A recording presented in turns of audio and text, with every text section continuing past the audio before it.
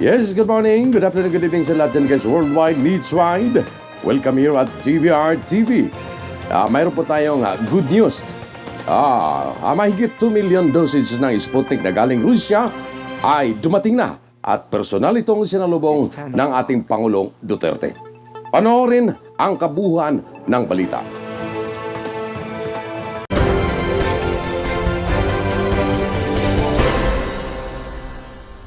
Samantala naman, ang Pangulong Duterte abay nanguna personal siyang sumalubong kagabi sa mahigit 2 milyong dosis ng Sputnik V vaccines galing ito ng Russia. Kagabi nga bago mag alas 8 ng gabi ay pinaunahan ni Pangulong Rodrigo Duterte yung pagsalubong doon sa mahigit 2 million doses ng Sputnik V COVID-19 vaccine. At dito kasama ni Pangulong Duterte si Vaccine SAR Secretary Carlito Galvez Jr. At sa kanyang mensahe, nagpaabot ng pasalamat si Pangulong Duterte sa bansang Russia o yung Russian Federation kaugnay sa naturang mga bakuna.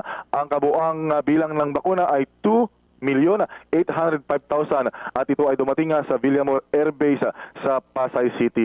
At ito yung sinabi ng Pangulo na malaking bagay raw ito sa paglaban ng gobyerno sa COVID-19 pandemic, kasabay ng panawagan sa mga Pilipino na talaga samantalahin ang pagkataon ng pagpapakuna para lahat ay maging safe, ligtas mula sa COVID-19. Na ito pang bahagi ng pahayag ni Pangulong Duterte. I am pleased to join you today as we welcome the arrival of more than 2.8 million doses of Sputnik 5 COVID-19 vaccines. This gives us reason to be thankful for the strong support of our friends from the international community in overcoming pandemic. Let me express my gratitude to the Russian government for the continued supply of life-saving COVID-19 vaccines to the Philippines. These deliveries affirm Russia's commitment to achieve local vaccine equity and improving vaccine accessibility to countries, especially the Philippines. I deeply appreciate Russia's efforts in fostering cooperation in various areas, including the fight against COVID-19. Goodwill initiatives, such as this vaccine donation and others, demonstrate the strong ties and friendship between Russia and the Philippines. Furthermore, I acknowledge the strong efforts of the Department of Health, Department of Foreign Affairs, the National Task Force against COVID-19, and other institutional partners for ensuring a steady supply of vaccine in this country. Amidst the threat of variants, you attended to prompt and safe and effective delivery, distribution, administration of the vaccines across the country.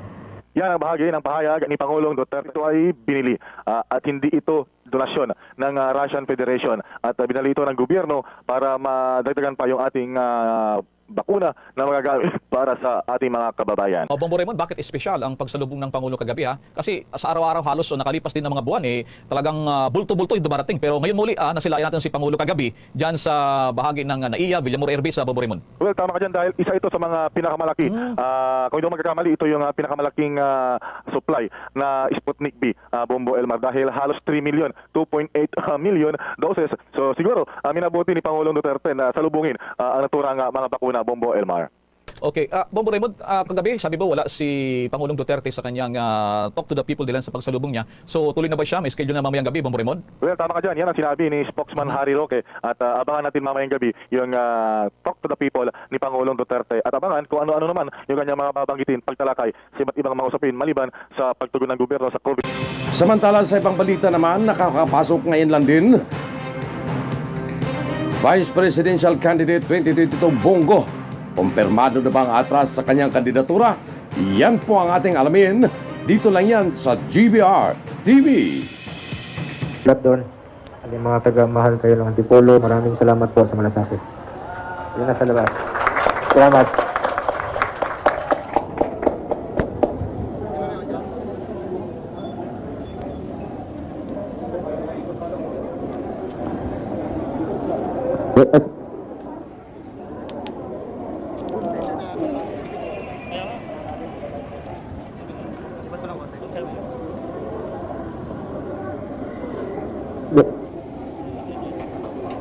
Yes. First time ko pong naluha sa speech. Alam niyo bakit? Mabablitaan niyo po sa mga susunod na oras. Alam niyo,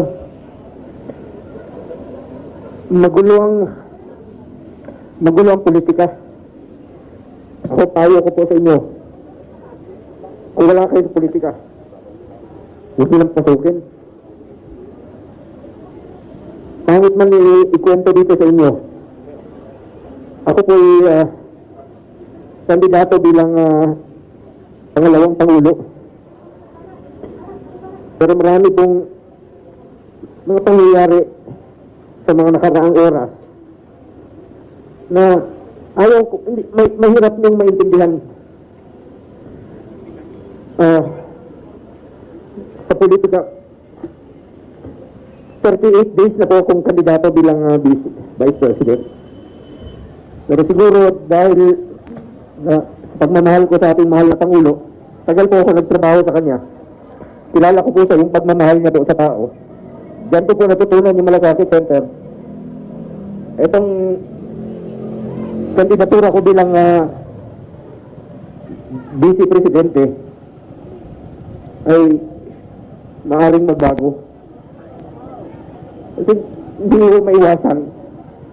May mga changes po sa politika na sabi ko nga, napakadumi.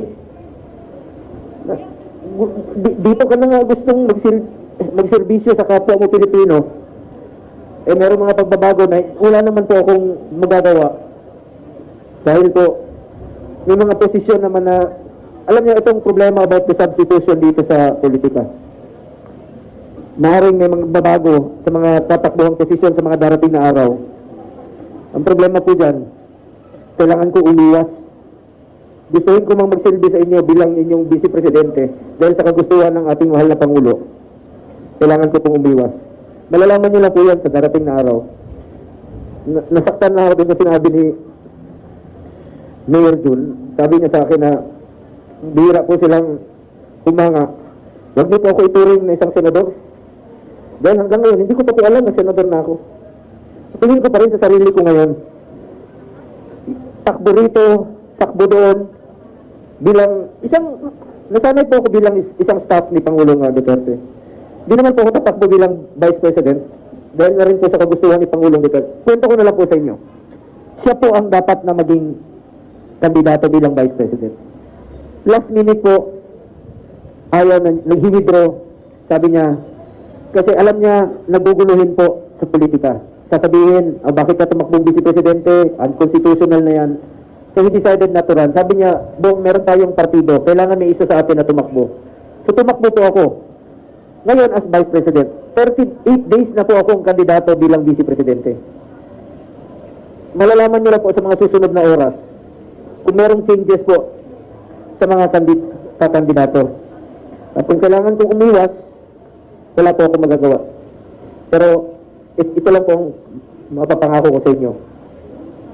Kahit kapitan, kahit na ordinaryong mamamayan po ako, patuloy po akong magsiservisyo sa aking kapwa Pilipino. May sulat doon. Yung mga taga-mahal kayo ng Antipolo, maraming salamat po sa Malasakit. Yun na sa labas. Salamat.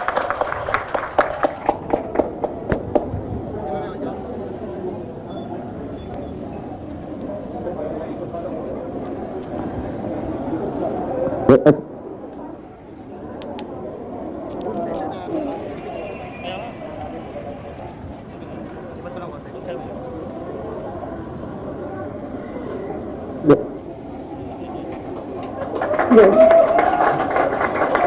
First time ko pong naluha sa speech. Alam niyo bakit? Mabablitaan niyo po sa mga susunod na oras. Alam niyo,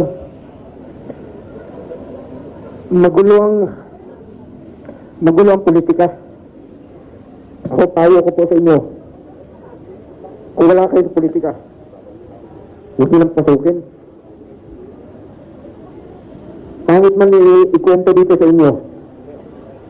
Ako po kandidato bilang pangalawang Pangulo.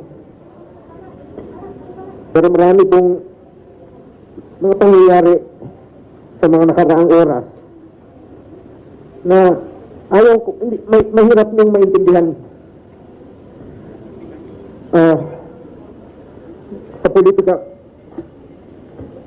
38 days na po akong kandidato bilang Vice President. Pero siguro dahil sa pagmamahal ko sa ating mahal na Pangulo, tagal po ako nagtrabaho sa kanya. Kilala ko po siya yung pagmamahal niya po sa tao. Diyan ko po natutunan yung Malasakit Center. Itong kandidatura ko bilang Vice Presidente ay maaaring magbago. Kasi hindi ko maiwasan. May mga changes po sa politika na sabi ko nga, napakadumi. Dito ka na nga gustong magserbisyo sa kapwa mo Pilipino. Eh meron mga pagbabago na wala naman po akong magagawa. Dahil po, may mga posisyon naman na, alam niyo itong problema about the substitution dito sa politika. Maaaring may mga babago sa mga tatakbuhang posisyon sa mga darating na araw. Ang problema po dyan, kailangan ko umiwas. Gustuhin ko mang magsilbi sa inyo bilang inyong Vice Presidente dahil sa kagustuhan ng ating mahal na Pangulo. Kailangan ko pong umiwas. Malalaman niyo lang po yan sa darating na araw. Nasaktan na ako din sa sinabi ni Mayor Jun. Sabi niya sa akin na bihira po silang humanga. Huwag niyo po ako ituring na isang senador. Dahil hanggang ngayon, hindi ko pa po alam na senador na ako. Tingin ko pa rin sa sarili ko ngayon. Takbo rito, takbo doon. Nasanay po ako bilang isang staff ni Pangulong Duterte.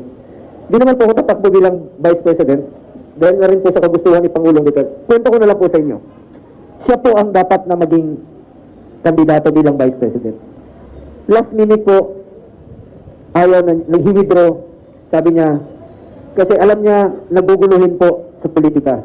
Sasabihin, bakit ka tumakbong Vice Presidente? Unconstitutional na yan.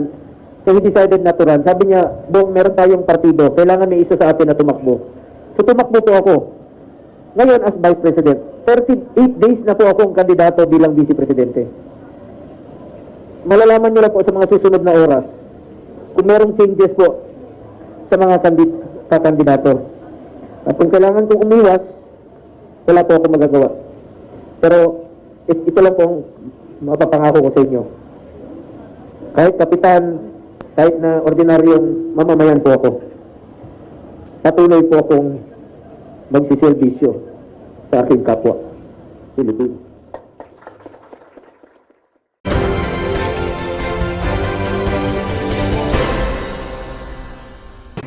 Maraming salamat guys sa inyong muling pagpanood ng mga balita dito sa GBR TV. At kung bago ka pala sa aking channel, huwag niyo po sana kalimutan na i-subscribe ang GBR TV at i-hit mo na rin yung notification bell para lagi kang updated sa aking mga video. Maraming salamat.